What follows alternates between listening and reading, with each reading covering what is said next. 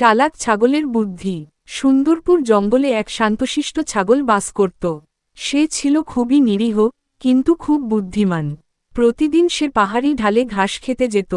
একদিন হঠাৎ একটি বাঘ সেখানে হাজির হল। বাঘের চোখ জ্বলজ্বল করছে ক্ষুধায়। বাঘ, আহা, বহুদিন পর একটা টাটকা ছাগল দেখছি, আজ তো জমে যাবে। ছাগল ভয়ে কাঁপতে কাঁপতে কিন্তু মাথা খাটিয়ে, ওহ মহারাজ, আপনি তো জানেন না, আমি এই জঙ্গলের রাজা সিংহের জন্য রাখা বলেই। আজই সন্ধ্যায় আমাকে নিতে আসবে সে। আপনি যদি আমাকে খান, তাহলে রাজা সিংহ রেগে যাবে। বাঘ, কি বলো? রাজা সিংহ? সে তো খুবই ভয়ঙ্কর, আমি ঝামেলায় যেতে চাই না।